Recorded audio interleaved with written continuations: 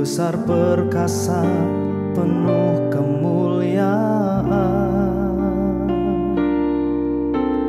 Kau yang termanis di dalam hidup ini, ku cinta kau lebih dari segalanya.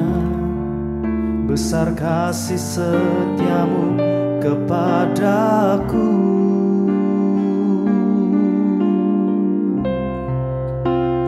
Ku sembah kau, ya Allahku. Ku tinggikan namamu selalu. Tiada lutut tak bertelut menyembah Yesus Tuhan Rajaku. Ku sembah kau, ya Allahku. Ku tinggikan namamu selalu. Semua lidah kan mengaku Engkaulah Yesus Tuhan Rajaku. Kau yang terindah, Kau yang terindah di dalam hidup ini. Tiada Allah Tuhan yang seperti Engkau, besar perkasa, penuh kemuliaan. Kau yang termanis di dalam hidup ini, ku cinta kau lebih dari segalanya. Besar kasih setiamu kepadaku. Ku sembah kau, ya Allahku. Ku tinggikan namamu selalu. Tiada lutut tak bertelut menyembah Yesus Tuhan Rajaku. Ku sembah kau, ya Allahku. Ku tinggikan namamu selalu. Semua lidah kan mengaku Engkaulah Yesus Tuhan Rajaku.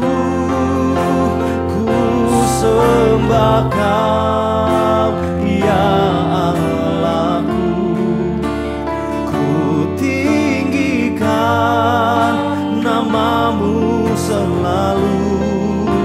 Tiada lutut tak bertelut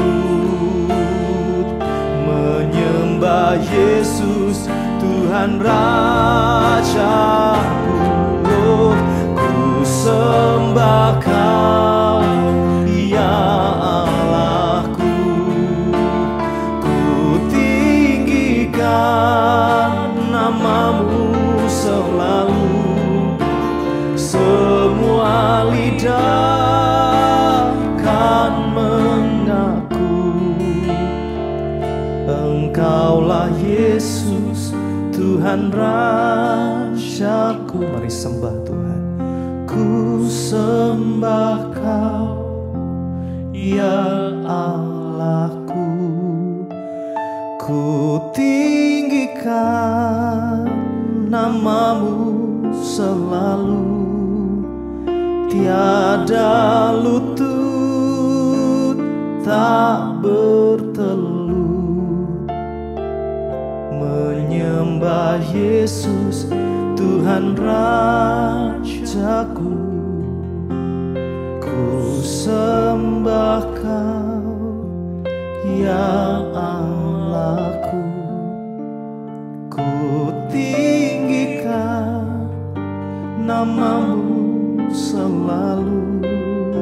Semua lidah kan mengaku Engkaulah Yesus Tuhan Rajaku.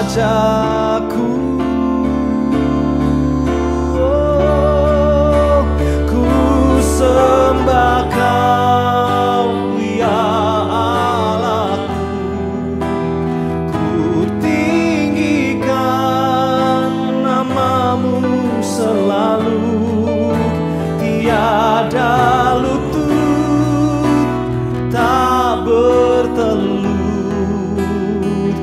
menyembah Yesus Tuhan Rajaku. Oh, ku sembah Kau ya Allahku, ku tinggikan namamu selalu. Semua lidah kan mengaku Engkaulah Yesus Tuhan Rajaku. Engkaulah Yesus Tuhan Rajaku. Engkaulah Yesus Tuhan Rajaku.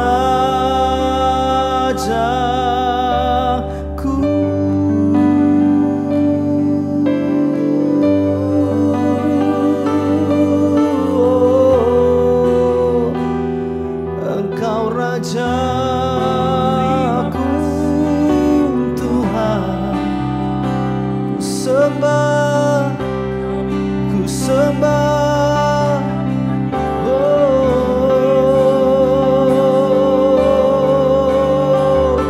ku tinggikan namamu. Segala pujian ini, segala pujian kami bagimu, Allah yang hidup, Allah yang layak. Oh ya nabashada banala,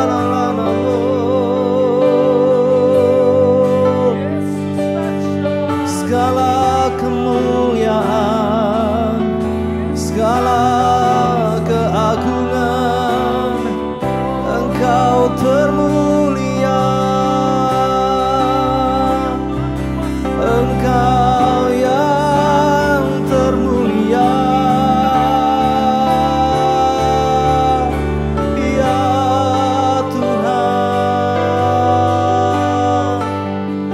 Kau Raja di atas segala raja, Engkau berkuasa atas segala-galanya. Yesus,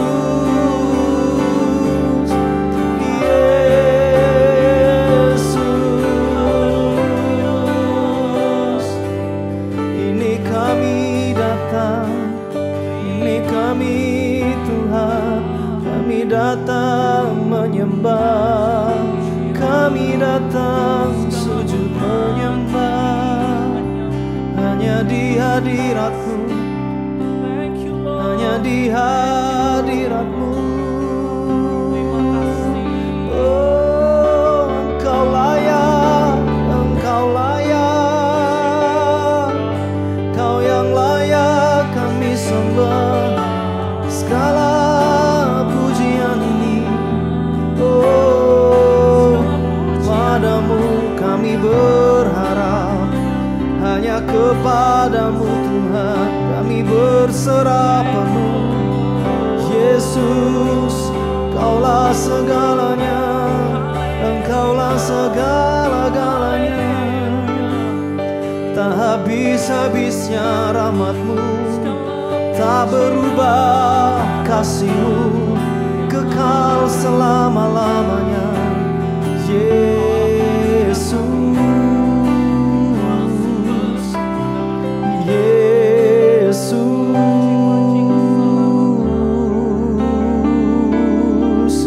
Mari sembah Tuhan, ambil waktu pribadi dengan Tuhan. Nikmati hadirat Tuhan saat ini. Tuhan yang terus begitu rindu kita mendekat dengan Dia. Tuhan, ini kami, biarlah kami terus menikmati hadirat-Mu, menyembah-Mu di hadirat-Mu, dalam kemuliaan-Mu Tuhan. Biar kekudusan-Mu mengalir, limpah dalam hidup kami. Berkenan kami di hadapan-Mu, hadirat-Mu, hadirat-Mu,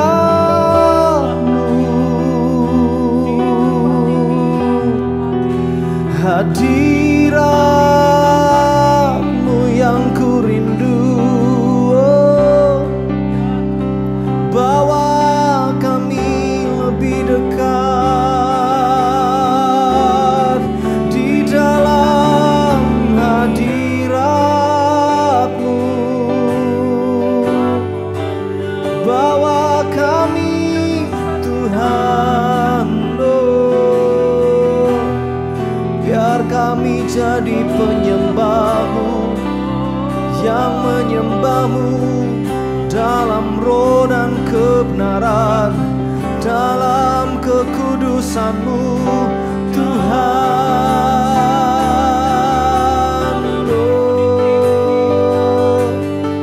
Ini doa kami, ini doa kami. Nikmati hadirat-Mu, nikmati kasih-Mu. Oh, tinggal dalam-Mu Tuhan. Hanya Kau, hanya Kau, Yesus,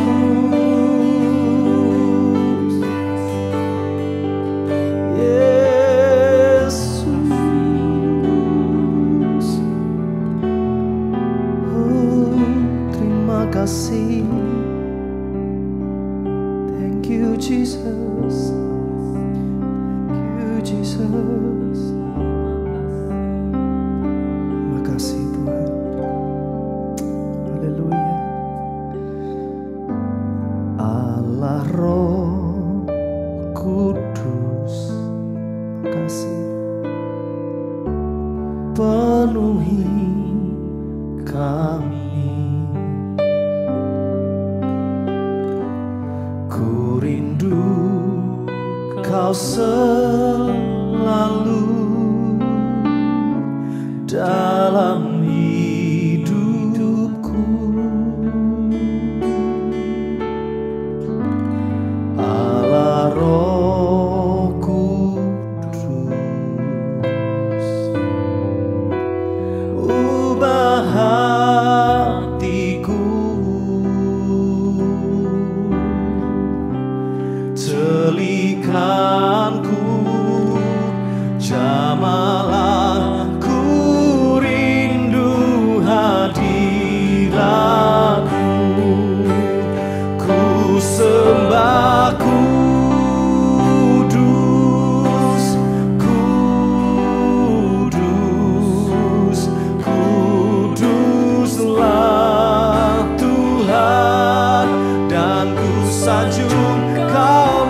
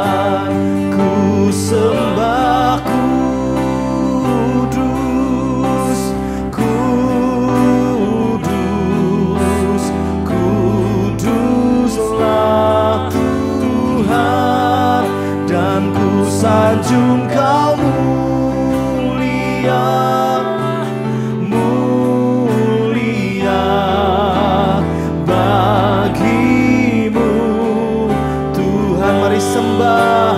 Ku sembah, kudus, kudus, kuduslah Tuhan, dan ku sanjung Kau mulia, mulia bagimu Tuhan.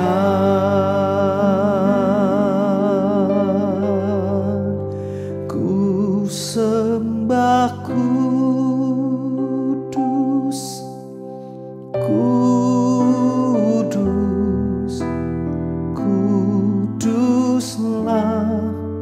Tuhan, dan ku sanjung Kau mulia, mulia bagimu Tuhan. Mari sembah. Ku sembah kudus, kudus, kuduslah Tuhan, dan ku sanjung Kau mulia, mulia bagimu Tuhan. Oh, ku sembah kudus, kudus, kuduslah Tuhan, dan ku sanjung Kau mulia, mulia bagimu Tuhan. Oh, bagimu Tuhan, bagimu Tuhan,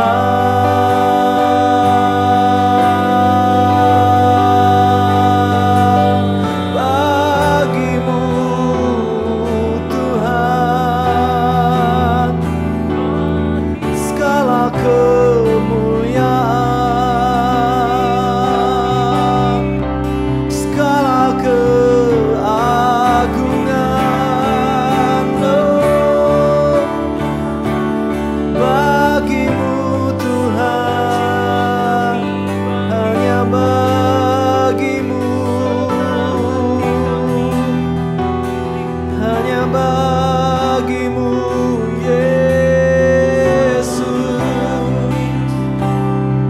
Yesus, Yesus. Kami bersyukur, kami bersyukur buat anugerah-Mu. Kami bersyukur Tuhan buat kebaikan-Mu, buat kasih setia-Mu, kasih setia-Mu kekal sampai selamanya. Kami berharap hanya padamu, Kau kekuatan dalam hidup kami, gunung batu tempat kami berharap. Oh Tuhan, Tuhan,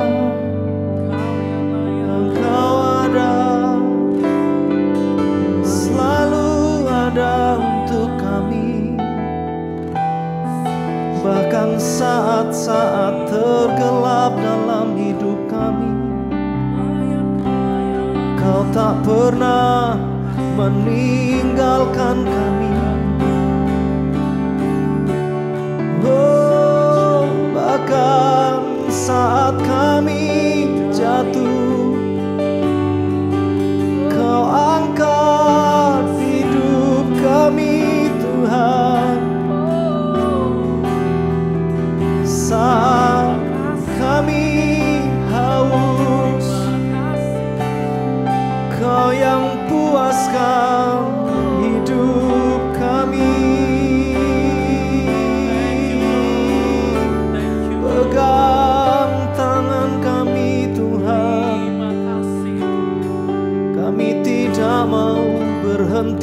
berharap,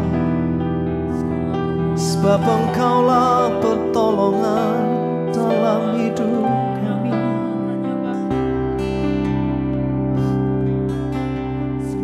Hadirat-Mu yang menyembuhkan, hadirat-Mu yang membawa kemenangan.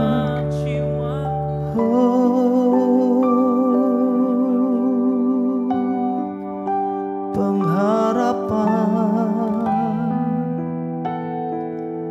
Engkau pengharapan, Yesus,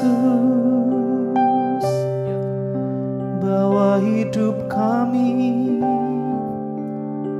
sempurna seperti Yesus,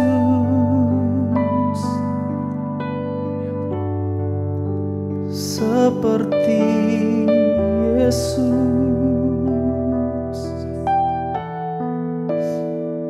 Hadirat-Mu Tuhan, hadirat-Mu.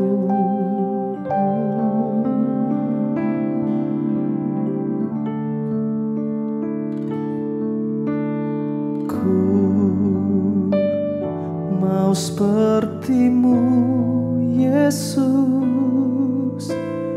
disempurnakan selalu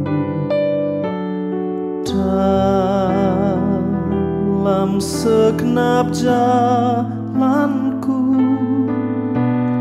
memuliakan nama-Mu.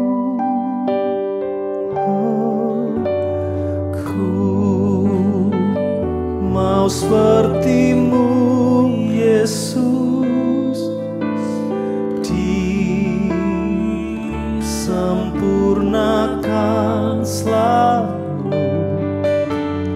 dalam segenap jalanku, memuliakan nama-Mu.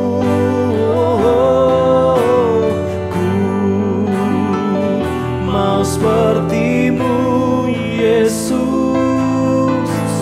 disempurnakan selalu dalam segenap jalanku, memuliakan nama-Mu.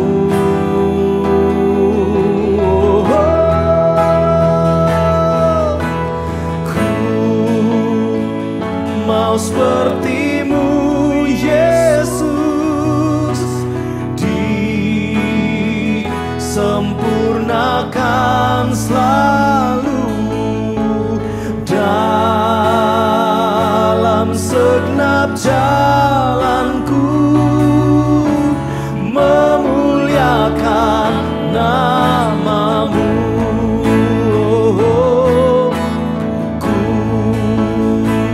Mau seperti-Mu Yesus, disempurnakan selalu dalam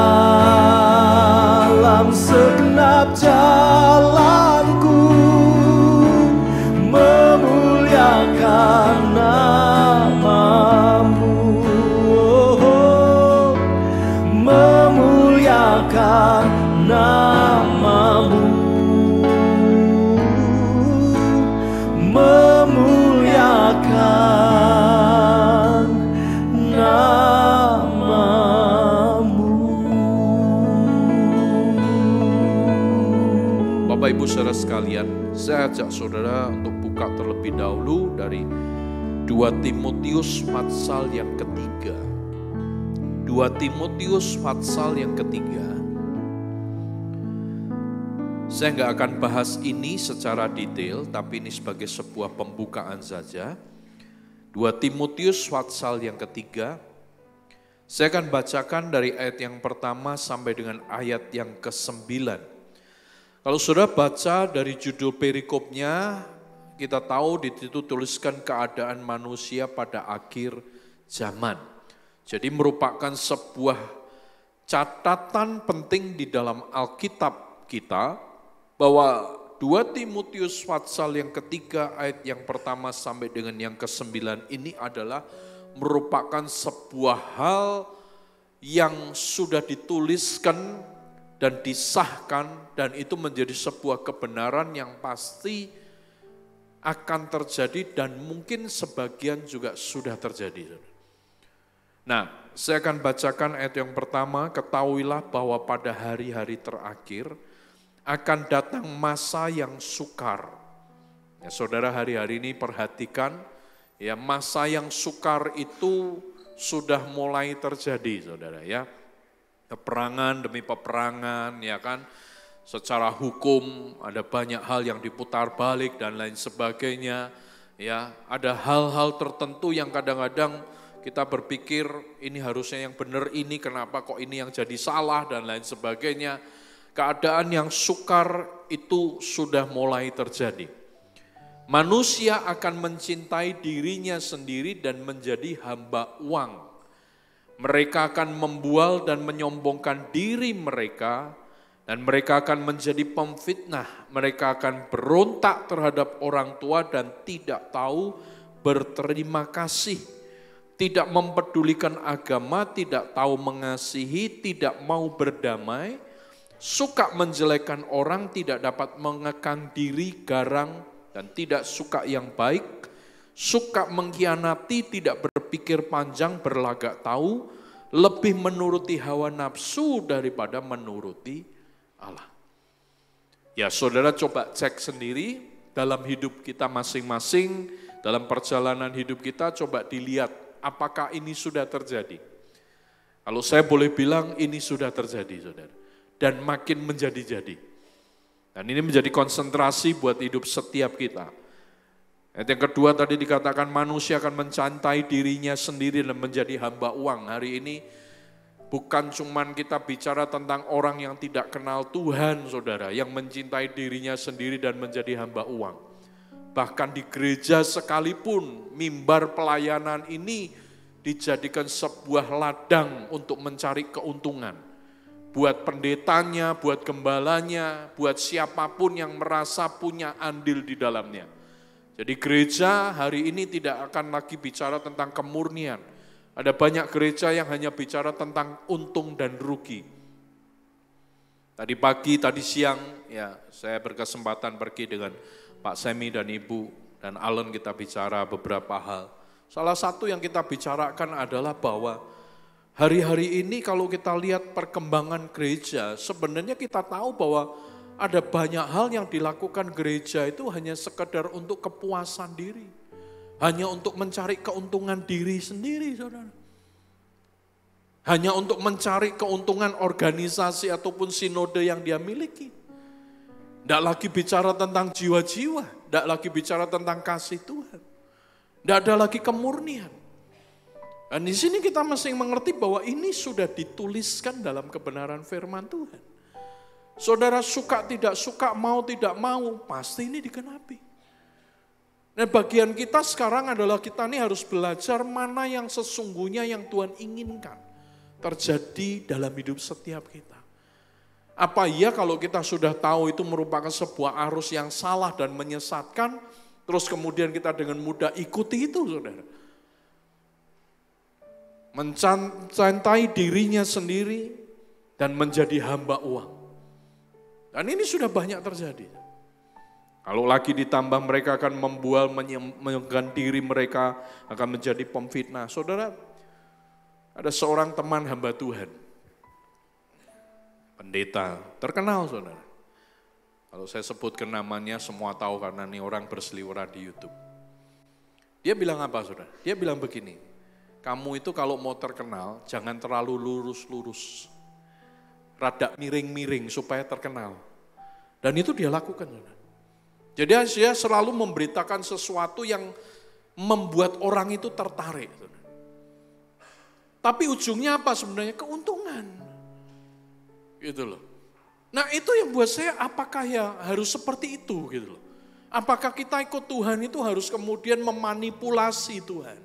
Seolah-olah Tuhan itu menjadi bagian aset dalam hidup kita yang kita bisa gunakan itu, kita manfaatkan itu, dan kita cari keuntungan di baliknya. Bukanlah itu sebuah penyesatan, saudara. Dan itu sedang terjadi. Ayat yang ketiga, ayat yang kelima, maaf saudara. Secara lahiriah mereka menjalankan ibadah mereka, tetapi pada hakikatnya mereka memungkiri kekuatannya. Jauhilah mereka itu. Sebab di antara mereka terdapat orang-orang yang menyelundup ke rumah orang lain dan menjerat perempuan-perempuan lemah yang syarat dengan dosa dan dikuasai oleh berbagai-bagai nafsu. Yang walaupun selalu ingin diajar namun tidak pernah dapat mengenal kebenaran. Sepertinya ingin diajar, saudara. Tapi tidak pernah mau tahu yang namanya kebenaran. Karena ajaran yang dicari bukanlah sebuah kebenaran, tapi ajaran yang dicari tentang kepuasan, saudara. Makanya ada banyak umat Tuhan sampai hari ini terus kerjaannya pindah gereja, saudara. Sebab yang dicari bukan kebenaran, kepuasan. Dan itu tidak akan pernah selesai. Karena selama kita terus yang kita cari hanya kepuasan, percayalah manusia tidak akan pernah ada puasnya. Kepuasan yang sesungguhnya ketika kita tahu kebenaran itu di dalam Kristus. Sebab Yesus Tuhan kita, itu yang akan memberikan kepuasan yang sempurna di dalam hidup setiap kita. Kalau tidak lewat Yesus, kita tidak lewat Tuhan, saudara nggak akan pernah ada orang puas, saudara. Tidak akan pernah. Karena manusia memang selalu ingin dan ingin dan ingin yang lebih, yang lebih, yang lebih, yang baik dan yang lebih baik dan yang lebih baik lagi.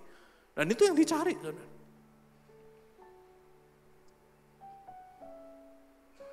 Jadi mereka bukan lagi menginginkan kebenaran, tapi hanya firman yang menyamankan akan dirinya. Nah, ini saudara harus menjadi sebuah peringatan buat setiap kita, bahwa sekali lagi ikut Tuhan itu nggak bisa main-main, saudara. Memang kita terima anugerah keselamatan, ya. Tapi firman juga berpesan dan menuliskan bahwa kita ini harus mengerjakan keselamatan itu. Mengerjakan keselamatan itu artinya apa sih? Memelihara apa yang sudah kita terima itu. Nah kalau yang namanya dipelihara itu berarti harus dirawat, harus istilahnya diistimewakan. Harus memiliki sebuah waktu yang khusus. Saudara kalau punya sebuah barang yang berharga, pasti saudara akan memberikan sebuah, ya kalau saya boleh bilang, perhatian yang lebih serius kepada barang yang berharga itu, saudara. Dan saudara nggak akan pernah main-main dengan barang itu. Pasti saudara akan terkonsentrasi dan punya waktu-waktu tertentu yang terus akan mengamati, ya apakah ini barang dalam keadaan yang baik, atau ada cacatnya, ada kurangnya, ada sesuatu yang perlu dibaharui dan lain sebagainya, pasti akan saudara amati itu. Nah keselamatan itu bukan hanya sekedar barang yang berharga. Keselamatan itu bicara tentang anugerah, berkat yang dari Tuhan yang nggak pernah bisa digantikan oleh apapun dan siapapun. Nah ketika Tuhan berikan itu dalam hidup setiap kita, Tuhan ngomong apa? Kerjakan itu, pelihara itu. Lewat apa? Lewat hidup benar dan berkenan di hadapan Tuhan. Nah tidak ada cara lain untuk kita bisa hidup benar di hadapan Tuhan. Kalau kita tidak mau terus mengikuti akan teladan yang Yesus sudah berikan. Di mana semua dalam kitab firman Tuhan ini kita sudah tahu apa yang kita harus lakukan. Yang menuju kepada kebenaran dan kehidupan itu.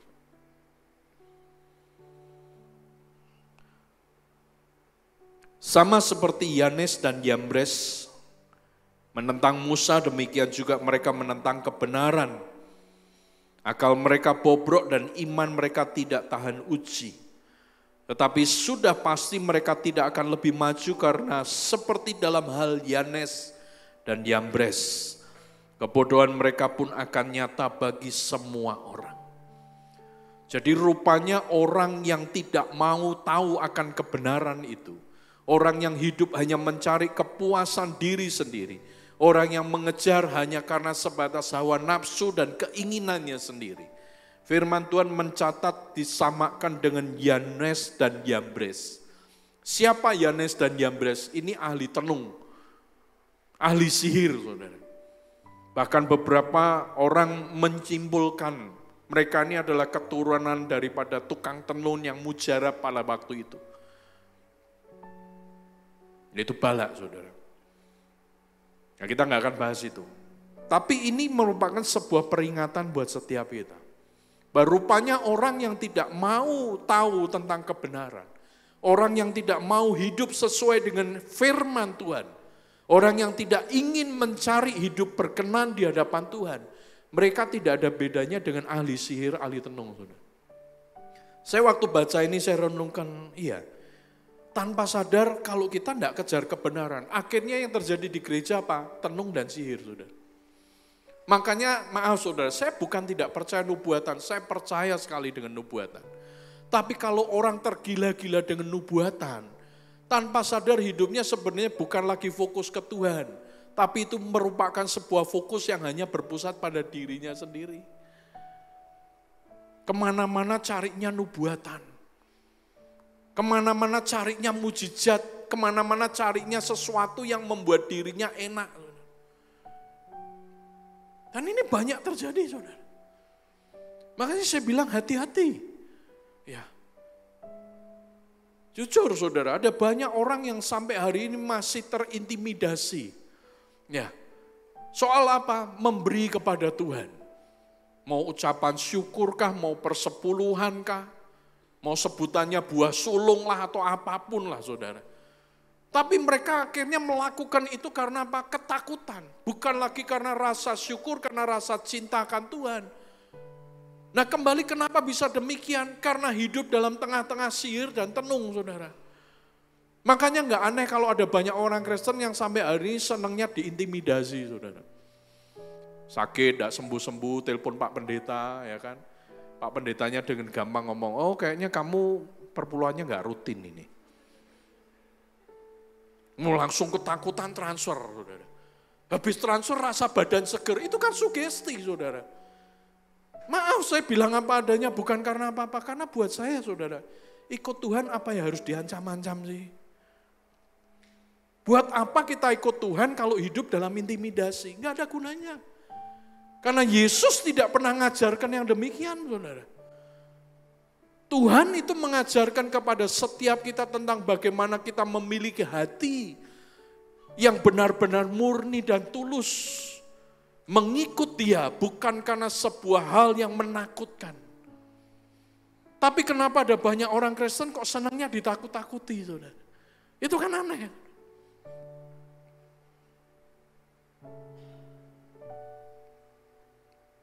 Kerja kelibet utang. Ya namanya orang hutang itu kan pasti salah satu faktornya mungkin bisa karena keserakahan, karena nafsu, karena emosi. Itu bisa saja terjadi. Tapi masih ada yang orang-orang yang model demikian, ketika nanti minta didoakan, tiba-tiba pendetanya bilang gini, oh ya kamu ini kelibet utang karena kamu enggak rajin ke gereja sih. Jadi akhirnya rajin ke gereja karena pengen utang lunas. Bukan lagi rasa rindu, rasa cinta akan Tuhan. Padahal konsep Alkitab tidak pernah mengajarkan itu, saudara. Namun kenapa banyak yang demikian? Karena tidak sadar bahwa hidup mereka adalah hidup yang di bawah tenung dan sihir itu.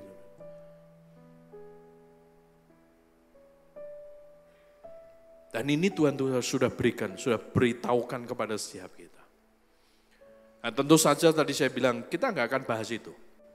Kita nggak akan kupas ini lebih detail karena ini merupakan sebuah pembukaan dari apa yang saya mau sampaikan. Mengingatkan kepada setiap kita bahwa sekali lagi apa yang Tuhan sudah berikan dalam kebenaran firman Tuhan. Saudara suka tidak suka, saudara mau tidak mau itu semua akan digenapi. Bagian kita sekarang adalah kita mau ikut menggenapi yang mana. Saudara mau ikut genapi yang mana? Kalau perumpamaan tentang perjamuan kawin, ya kan, itu tentang bagaimana seorang raja yang mengundang setiap orang-orang yang sudah ditetapkan, ini kita akan bahas setelah ini saudara. Kita tahu bahwa kemudian ada orang-orang yang tidak termasuk dalam pilihan. Tapi kemudian dalam anugerah Tuhan, mereka masuk dalam pilihan. Di kalimat ayat terakhir dituliskan, banyak yang dipanggil, namun sedikit yang dipilih. Nah, bagian kita sekarang, kita mau di mana? Hanya sekedar ingin dipanggil, puas di situ, atau kita mau berkata, Tuhan, bahwa aku masuk dalam orang-orang yang menjadi pilihan. Dan kita mesti ngerti, yang jadi pilihan tidak banyak. Karena memang itu sudah ditetapkan oleh Tuhan. Nah, sekarang kita akan buka bersama dari apa yang kita bahas. Dan Matius pasal yang ke-12, 22 ini saudara. Saya akan ajak saudara lihat dari bagian ini. Matius pasal yang ke-22, ini perjamuan tentang perumpamaan tentang perjamuan kawin. Lalu Yesus berbicara pula dalam perumpamaan kepada mereka, hal kerajaan surga seumpama seorang raja yang mengadakan perjamuan kawin untuk anaknya. Ia menyuruh hamba-hambanya memanggil orang-orang yang telah diundang ke perjamuan kawin itu, tetapi orang-orang itu tidak mau datang. Ia menyuruh pula hamba-hamba lain pesannya, katakanlah kepada orang-orang yang diundang itu, sesungguhnya hidangan telah kusediakan. Lembu-lembu jantan dan ternak piaraanku telah disembelih, dan semuanya telah tersedia. Datanglah ke perjamuan kawin ini. Tetapi orang-orang yang diundang itu tidak mengindahkannya. Ada yang pergi ke ladangnya, ada yang pergi mengurus usahanya. Dan yang lain menangkap hamba-hambanya itu, menyiksa dan membunuhnya. Maka murkalah raja itu, lalu menyuruh pasukannya ke sana untuk membinasakan pembunuh-pembunuh itu dan membakar kota mereka.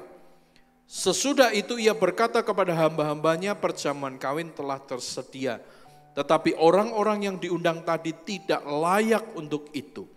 Sebab itu pergilah ke persimpangan-persimpangan jalan dan undanglah setiap orang yang kamu jumpai di sana ke perjamuan kawin itu. Maka pergilah hamba-hamba itu dan mereka mengumpulkan semua orang yang dijumpainya di jalan-jalan. Orang-orang jahat, orang-orang baik, sehingga penuhlah ruangan perjamuan kawin itu dengan tamu. Ketika raja itu masuk untuk bertemu dengan tamu-tamu itu, ia melihat seorang yang tidak berpakaian pesta. Dan dia berkata kepadanya, hai saudara, bagaimana engkau masuk kemari dengan tidak mengenakan pakaian pesta? Tetapi orang itu diam saja. Lalu kata raja itu kepada hamba-hambanya, ikatlah kaki dan tangannya dan campakkanlah orang itu ke dalam kegelapan yang paling gelap. Dan di sanalah akan terdapat ratap dan kertak gigi. Perhatikan ayat yang ke-14. Sebab banyak yang dipanggil, tetapi sedikit yang dipilih. Jadi kita tidak bisa tawar ini. Kalau Tuhan sudah bicara banyak yang dipanggil, sedikit yang pilih, berarti ini pasti akan terjadi. Nah, tadi saya akan tanyakan kepada setiap saudara, saudara mau ikut yang mana? Sekedar yang dipanggil atau yang termasuk di dalam pilihan? Karena kalau kita ingin masuk dalam pilihan, ada tugas dan bagian yang kita harus selesaikan. Nah, Matius pasal 22 ini, tentu saja kita tidak asing dengan bagian ini karena sering sekali kita bahas dan kita baca, mungkin tidak sedikit daripada kita juga yang selalu merenungkan akan bagian ini. Tapi dari keseluruhan ayat, dari ayat yang pertama sampai dengan yang ke-14, saya akan ajak saudara untuk berfokus kepada satu pribadi di bagian perikop ini yang mungkin tidak terlalu banyak yang bahas. Tapi izinkan sore hari ini kita akan coba lihat, kita akan coba bahas hal ini dan itu menjadi bagian daripada yang Tuhan tugaskan dalam hidup setiap kita. Firman Tuhan berkata, kerajaan surga seorang raja mengadakan perjamuan kawin untuk anaknya. Nah, perhatikan ayat yang ketiga, ia menyuruh hamba-hambanya memanggil orang-orang yang telah diundang ke perjamuan kawin itu, tetapi orang itu tidak mau datang. Yang kita akan bahas malam hari ini adalah bahwa raja ini ternyata punya hamba-hamba yang dipercaya. Nah, hamba-hamba inilah yang seharusnya menjadi konsentrasi buat setiap kita hari ini. Kenapa saya perlu sampaikan ini? Karena ini adalah bagian yang kalau saudara tarik kembali dari setiap kebenaran firman Tuhan, bahkan ketika Yesus naik ke surga, salah satu pesan yang dia berikan adalah tentang amanat agung, tentang tuaian jiwa-jiwa. Dan hamba-hamba ini adalah hamba-hamba yang dipercaya oleh raja itu untuk mengajak setiap jiwa itu datang kepada Kristus. Dan itu yang seharusnya menjadi bagian daripada kita gereja Tuhan. Bukan hanya seorang pelayan-pelayan Tuhan saja, tapi setiap umat Tuhan punya tugas yang sama. Kita sebagai seorang hamba yang dipercaya oleh raja itu untuk menyampaikan akan kebenaran itu. Firman Tuhan di sini dikatakan bahwa hamba-hambanya itu disuruh untuk memanggil orang-orang yang telah diundang. Dan ini tugas setiap kita. Tugasnya apa? Mengingatkan untuk setiap orang itu terus ada pada anugerah keselamatan itu. Jadi kita nggak bisa bilang begini, wah itu kan tugasnya Pak Gembala Pak, itu tugasnya Pak Pendeta. Enggak, saudara. Itu tugas setiap kita sebagai hamba-hamba yang dipercaya oleh Tuhan untuk mengingatkan setiap orang di sekeliling kita mungkin. Saudara melihat ada orang yang mungkin berjalan mulai miring dan lain sebagainya. Saudara harus ingatkan itu. Ini tuh bagian kita. Dalam pekerjaan mungkin kita tahu ini adalah orang yang beriman Kristiani. Teman kita ini adalah orang yang memiliki istilahnya boleh dibilang kepercayaan yang sama dengan kita. Tapi kita lihat mereka mungkin kita tahu bahwa jalan hidup mereka mulai enggak benar, saudara. Mulai abu-abu. Tuhan tugaskan kepada setiap kita. Untuk apa? Untuk mengajak mereka kembali kepada kebenaran. Dan itu memang bagian yang Tuhan percayakan. Walaupun pada akhirnya keputusan orang itu mau balik untuk benar atau tidak, itu keputusan mereka. Saudara. Tapi bagian kita adalah, kita harus benar-benar terus hidup bukan untuk keakuan kita. Tapi hidup untuk menjadi berkat buat orang lain. Dan itu yang Tuhan inginkan. Kita tahu bahwa kemudian ketika hamba-hambanya disuruh ini, ada banyak hal yang tidak mudah yang mereka harus lalui. Mereka menghadapi orang-orang yang sudah terima undangan itu. Artinya orang yang terima undangan ini berarti orang yang seharusnya sudah kenal akan raja ini. Punya hubungan yang baik. Tapi hamba-hambanya ketika mengingatkan orang-orang yang mendapatkan sebuah privilege, kesempatan yang mungkin tidak lain dapatkan untuk diundang oleh sang raja ini. Orang-orang itu pergi meninggalkan, bahkan tidak mempedulikan. Tapi yang saya mau konsentrasi buat setiap kita malam hari ini adalah, apapun yang kita hadapi dalam keadaan di dunia ini, tetap bagian yang Tuhan percayakan harus kita lakukan. Oleh karena itu kita perlu untuk hidup benar. Supaya apa? Supaya kita bisa membagikan akan kebenaran itu kepada setiap orang. Terutama kepada setiap orang yang sudah boleh terima yang namanya anugerah keselamatan.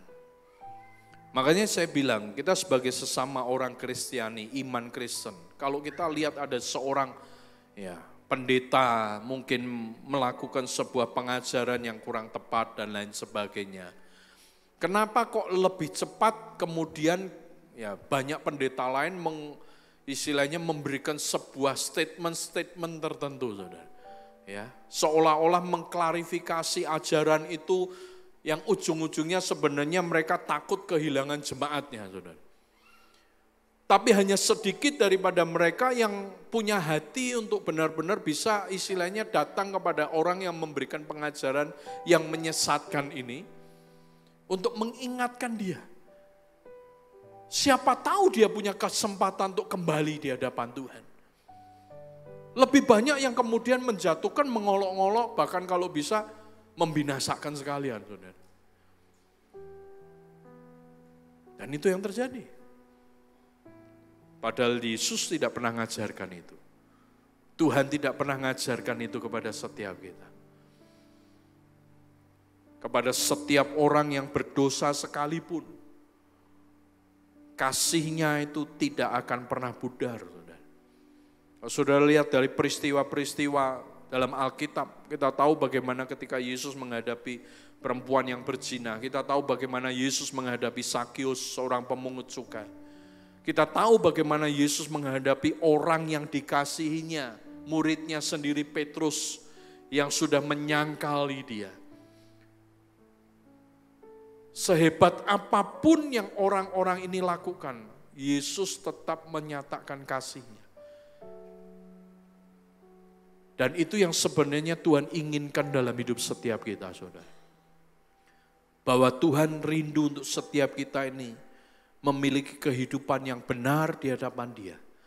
Sehingga ketika kita tahu ada orang yang memiliki jalan hidup yang kurang benar, dengan kasih yang daripada Tuhan, kita diberikan kesempatan oleh Tuhan untuk memberikan arahan untuk orang ini bisa kembali kepada kebenaran yang sesungguhnya. Alkitab mencatat, saudara, setelah hamba-hambanya ini disuruh dan kemudian tidak mendapatkan respon yang baik. Bahkan ada hamba-hambanya yang kemudian, kalau firman Tuhan dikatakan, tetapi orang-orang yang diundang itu tidak mengindahkan, ada pergi ke ladang, pergi mengurus usahanya sendiri.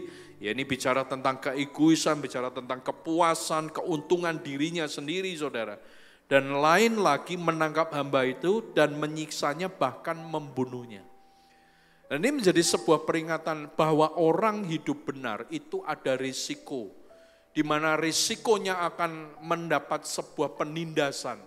Bahkan bukan cuma hanya sekedar penindasan, tapi bisa saja menjadi sebuah pembinasaan di dalam hidup setiap kita. Tapi lagi-lagi itulah yang Tuhan berikan, kepercayaan sebagai seorang hamba yang berkenan di hadapan Tuhan. Nah, saudara, kalau saudara dan saya sudah ada di bagian ini, kita nggak lagi bicara tentang apa yang menjadi keuntungan dalam hidup kita. Sebab kalau kita tahu bahwa panggilan kita ini menjadi seorang yang harus menuntaskan apa yang menjadi amanat agung dalam hidup setiap kita. Kita nggak akan lagi peduli akan nyawa kita. Kita nggak akan peduli lagi dengan apa yang menjadi kenyamanan kita. Yang kita pedulikan cuma satu, asalkan tugas yang Tuhan percayakan itu selesai. Makanya kalau saudara lihat Rasul Paulus, setelah dia ngalami akan Tuhan, dia ngalami akan pembaharuan total dalam hidupnya. Setiap apapun yang dia lakukan, cuma satu, dia selalu berkata apa? Asalkan aku dapat selesaikan tugas yang Tuhan percayakan sampai garis akhir. Apapun yang terjadi, dia akan lakukan itu.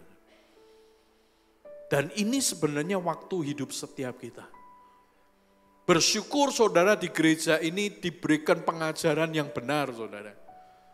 Bersyukur saudara punya bapak ibu gembala yang mengasihi saudara, yang memperhatikan saudara, yang tidak menjadikan saudara sapi perah.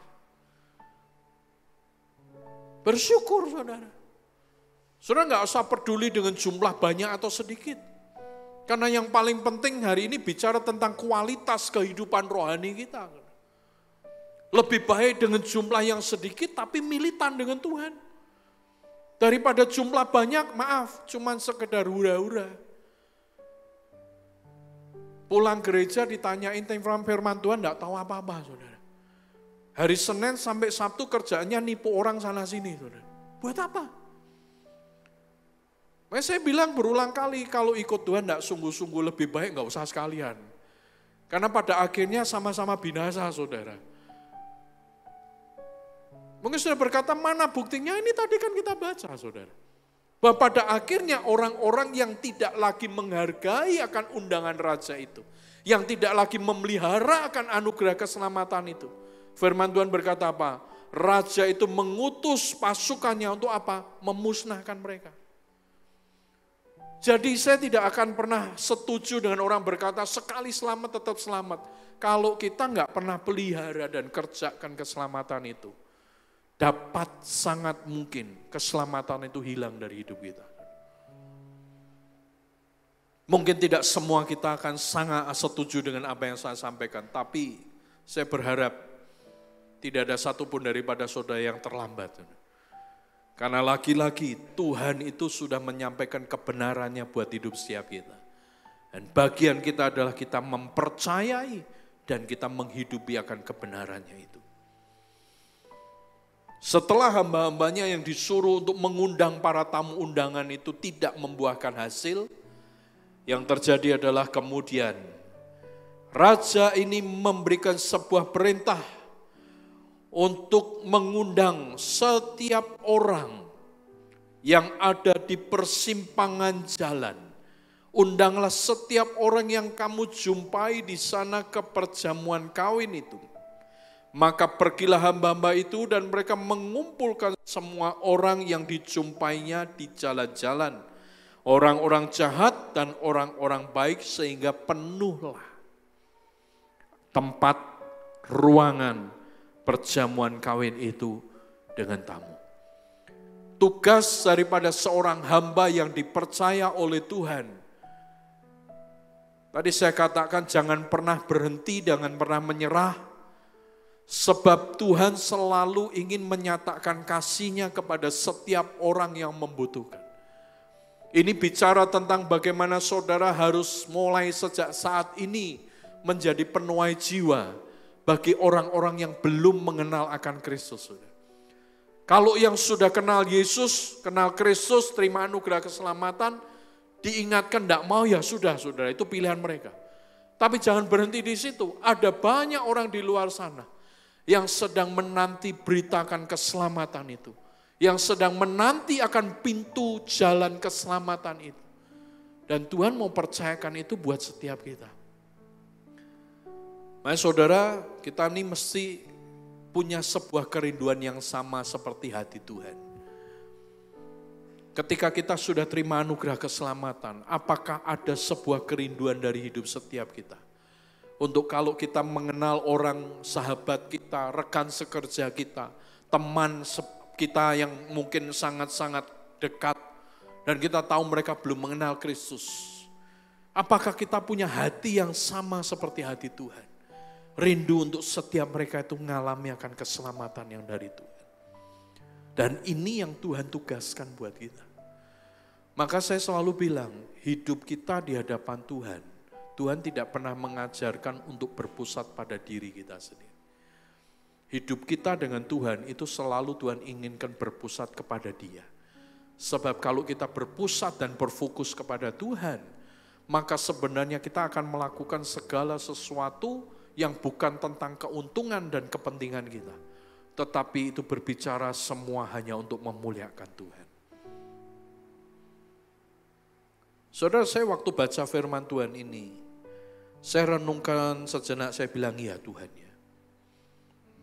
Kadang-kadang banyak orang itu berpikir, sudahlah pokoknya aku selamat, aku tahu hidup benar. Sudahlah pokoknya aku diberkati, hidupku sukses, berhasil. Ngelihat orang lain, mungkin teman dekatnya, bahkan keluarganya sendiri hidup susah, diem aja saudara. Seolah-olah ya itu kan tanggunganmu, itu urusanmu. Kita nggak pedulikan itu. Saudara. Padahal kembali kalau kita lihat tentang apa yang Tuhan berikan, Tuhan nyatakan ini. Bagian kita adalah kita bukan hidup untuk diberkati saja. Tapi kita hidup untuk jadi berkat bagi banyak orang. Jadi berkat bukan hanya bicara soal materi. Tapi bagaimana kita membagi cara hidup setiap kita. Bagaimana kita menjadi perilaku, memberikan sebuah contoh perilaku kehidupan yang benar bagi setiap orang yang terutama belum mengenal Kristus. Kalau saya boleh bersaksi, ada banyak orang yang hari-hari ini mengenal Kristus bukan karena khotbah, saudara. Hanya karena melihat perilaku-perilaku orang Kristen yang sungguh-sungguh dengan Tuhan.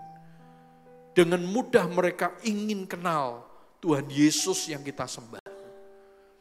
Seharusnya ini menjadi bagian setiap kita umat Tuhan.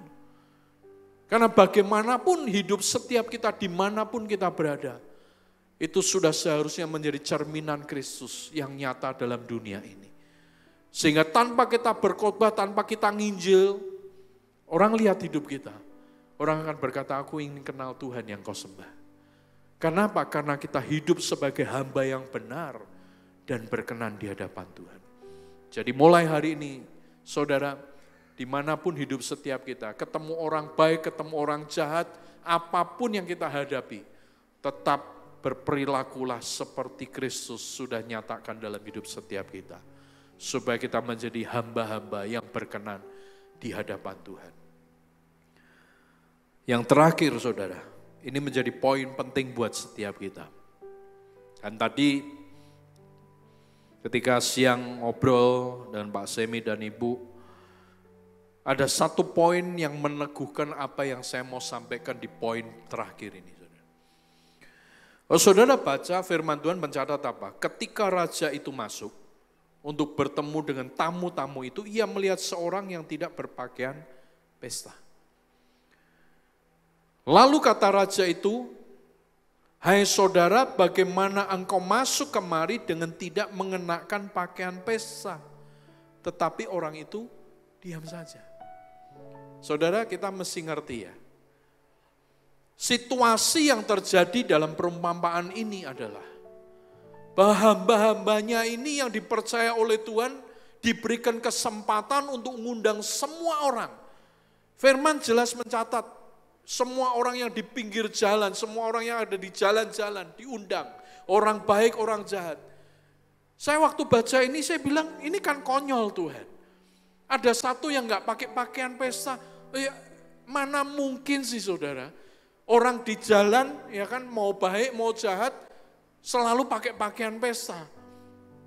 Ini saya waktu baca ini saya renungkan, ini kok kayaknya ada salahnya nih Tuhan. Gak adil kok. Ya, engkau memerintahkan untuk mengundang setiap orang di jalan-jalan. Dan tentu saja kalau ada orang yang gak berpakaian pesta itu wajar. Secara logika manusia saudara. Tapi setelah saya renungkan lagi. Ada sebuah kalimat di sini yang menentukan kenapa akhirnya Tuhan itu murka. Raja ini murka. Firman Tuhan berkata demikian. Hai saudara, bagaimana engkau masuk kemari dengan tidak mengenakan pakaian pesta, tetapi orang itu diam saja. Artinya orang ini tidak bisa memberikan jawaban apapun. Nah, kenapa ini penting saudara? Ini sebenarnya bicara tentang apa? Bicara tentang pemuritan. Jadi tidak akan serta-merta yang namanya kerajaan surga itu orang sembarangan masuk. Tidak bisa saudara. Makanya tadi Bu Elke bilang kalau orang tidak mau dimuridkan itu sebenarnya sebuah kesia-siaan. Saya setuju Bu. Kenapa? Karena harus ada yang memuridkan. Nah kita ini sebagai hamba-hamba yang dipercaya oleh Tuhan. Saudara mungkin tidak tahu, yang paling lama di sini beribadah di tempat ini sudah berapa puluh tahun. Pertanyaannya, saudara pernah nggak memuridkan orang? Karena bagaimanapun hidup setiap kita ini ditarget oleh Tuhan. Untuk kita ini bukan cuma sekedar ngomong aja, tapi menjadi contoh, menjadi teladan. Bicara tentang pemuritan itu bukan bicara hanya seorang guru yang mengajar dengan begitu baik, tapi tidak berperilaku sesuai dengan apa yang diajarkan. Bukan itu saudara. Pemuritan itu bicara tentang bagaimana seorang murid meneladani apa yang gurunya lakukan.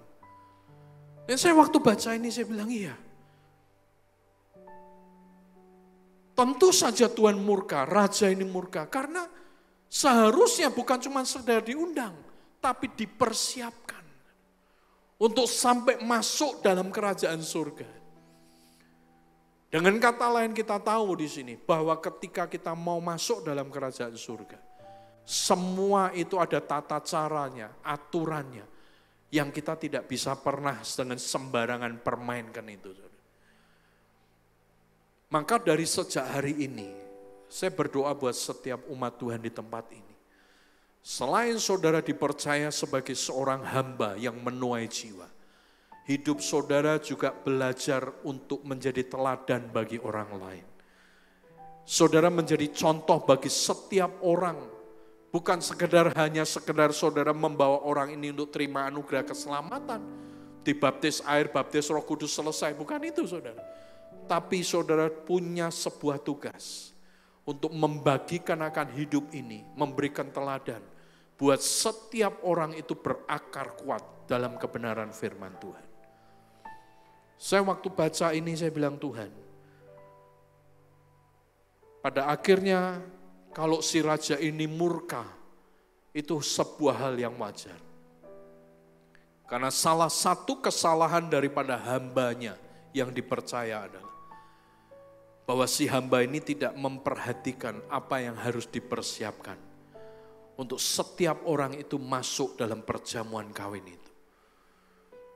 Hari ini saudara, bicara tentang kebenaran, bicara tentang kekudusan, bicara tentang kemurnian hati itu menjadi barang yang langka. Mimbar gereja hanya banyak bicara tentang mujizat. Mimbar gereja hanya bicara tentang segala sesuatu yang menurut dunia itu yang mereka sedang cari. Mimbar gereja hanya sekedar bicara tentang bagaimana hidup di dunia ini diberkati, dan diberkati terus. Saudara. Hari ini mari kita punya kerinduan di mana kita ingin diajar tentang sesuatu yang benar. Supaya lewat hidup setiap kita pun muncul orang-orang yang dituai, orang-orang yang dibawa untuk terima Tuhan sebagai juru selamat. Dan mereka juga hidup dalam kebenaran yang sesungguhnya. Karena itulah yang menjadi keinginan Tuhan dalam hidup setiap kita.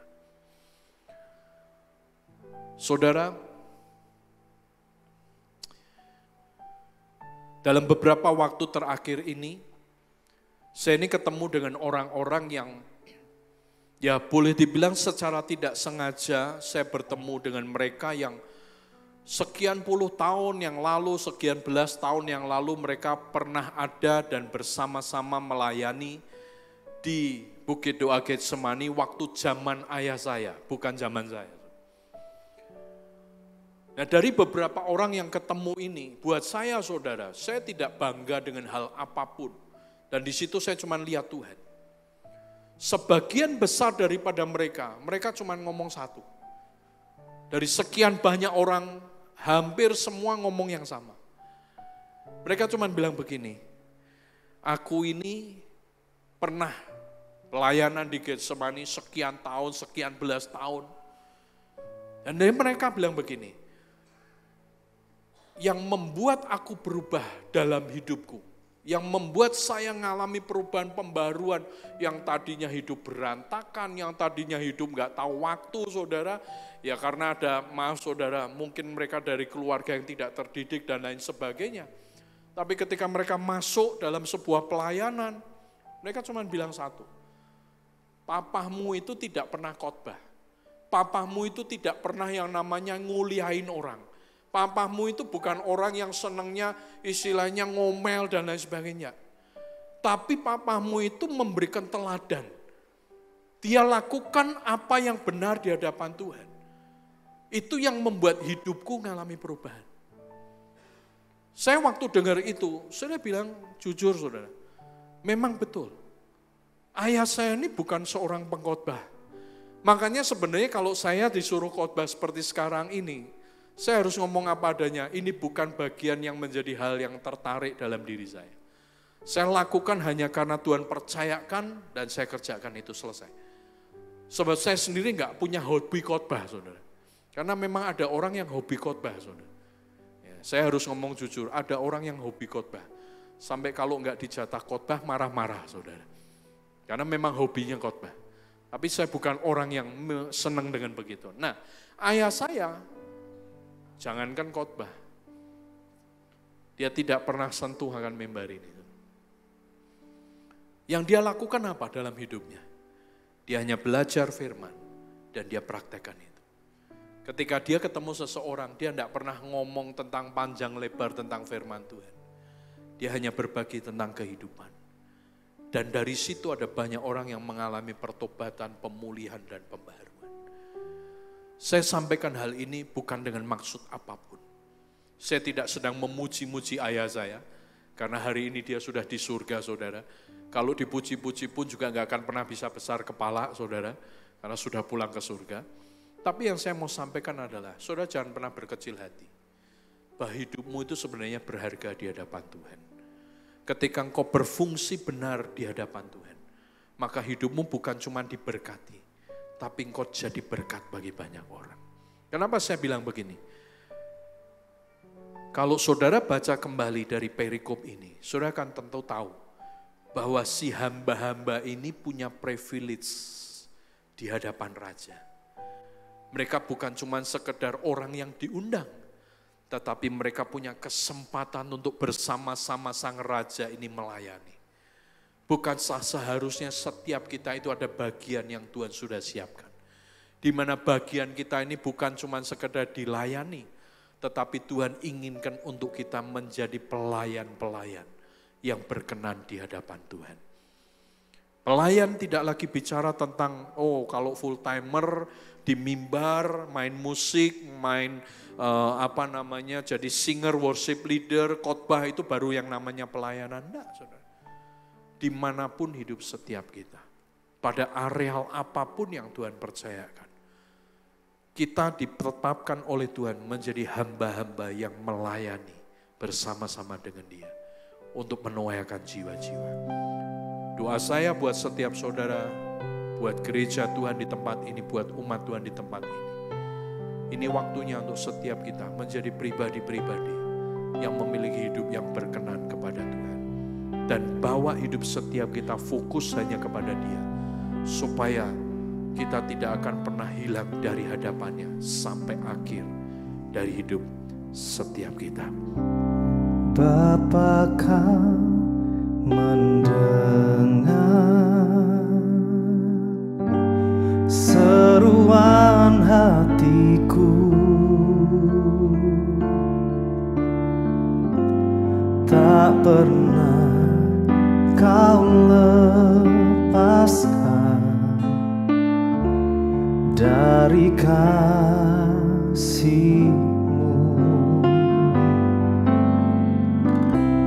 Lewat lembah kelam, Kau temani aku. Roh-Mu bekerja selalu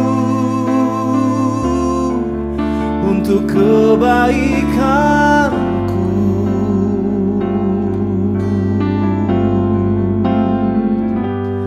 Mengalir kuasa dari tempat maha tinggi, Bapa kekal mulia, Kau hadir di sini, memulihkan hati, menyembuhkan yang terluka.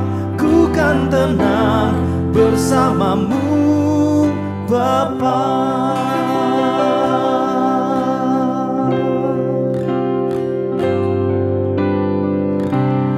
Bapa, Kau mendengar seruan hatiku, tak pernah Kau lepaskan dari kasih-Mu.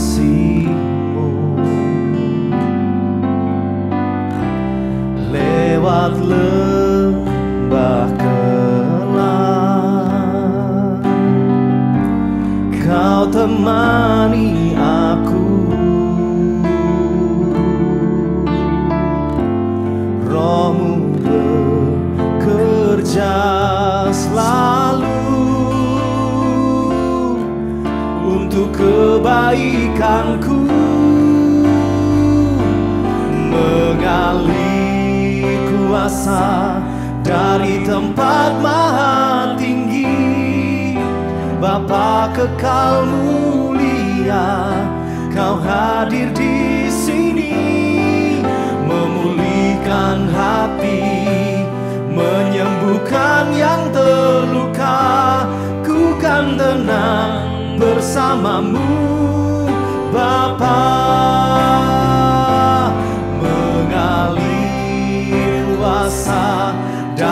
tempat maha tinggi. Bapa kekal mulia, Kau hadir di sini, memulihkan hati, menyembuhkan yang terluka. Ku kan tenang bersamamu Bapa. Mengalir kuasa dari tempat maha tinggi. Bapa kekal mulia, Kau hadir di sini, memulihkan hati, menyembuhkan yang terluka. Ku kan tenang bersamamu Bapa. Ku kan tenang bersamamu Bapa. Ku kan tenang bersamamu